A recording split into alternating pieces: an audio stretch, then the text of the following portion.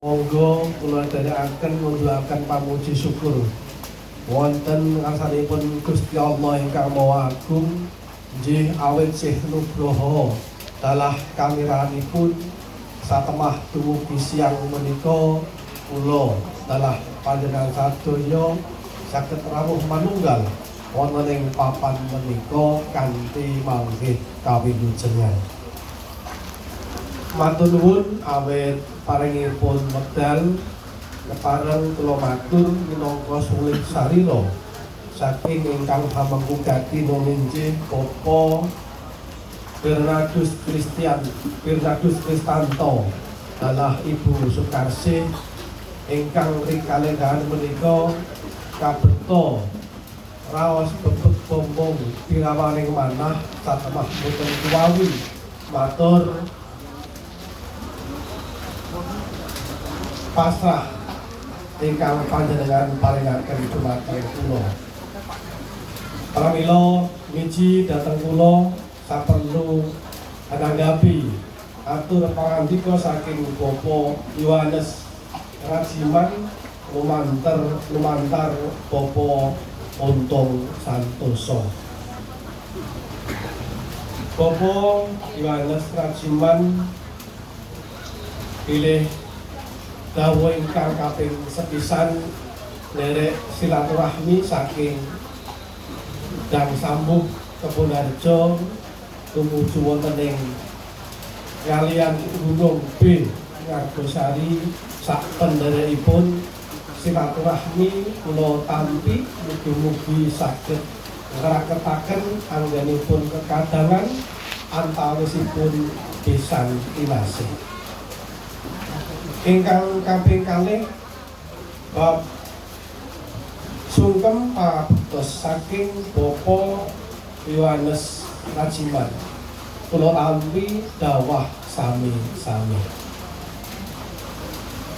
Atur ingkang salajengipun bilih keluarga Bapak Bernardus Kristanto kaliyan Bapak Yohanes Rajiman sampun sarujuk badhe ndhawuhaken putra kakungipun ingkang sesilih Aji Prasetyo AMD pun dhawuhaken dhumateng Priscilla Jati Utami.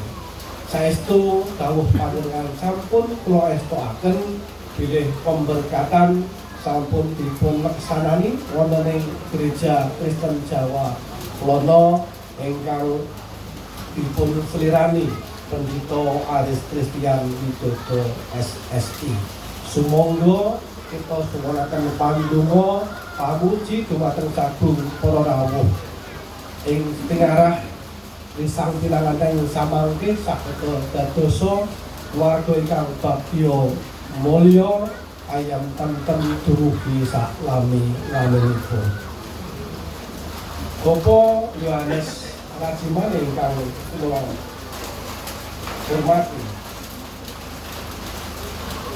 Dawuh salajengipun benjang-enjang risang pinanganten badhe kaboyong dhateng Dang Sambuh Kebonharjo lan panjenengan nyuwun dhumateng Bapak Bernardus Kristanto dalah penderek inen sowan wonten ing Dang Sambuh saperlu nderek pawiwahan ingkang dipun adani Bapak Yohanes Rajiman.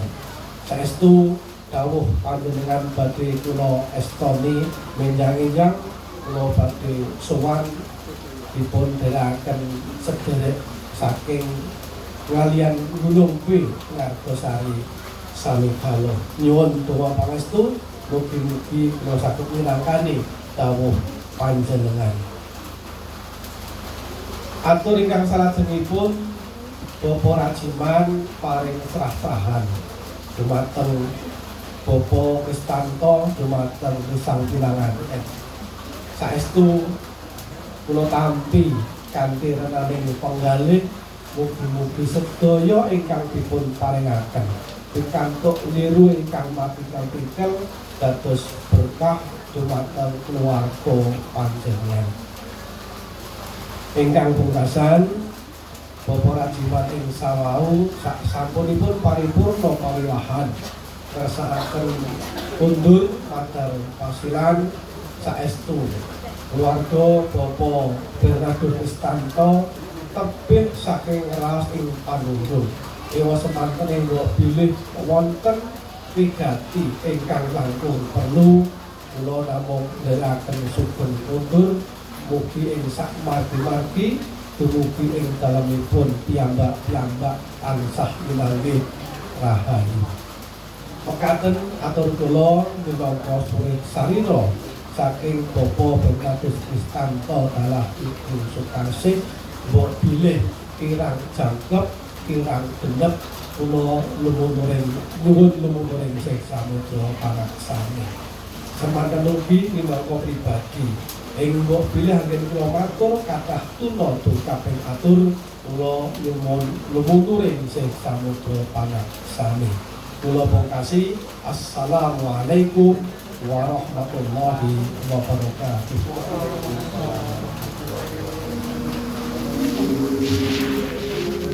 Paripurna wedharing pangandika saking Bapak Senijo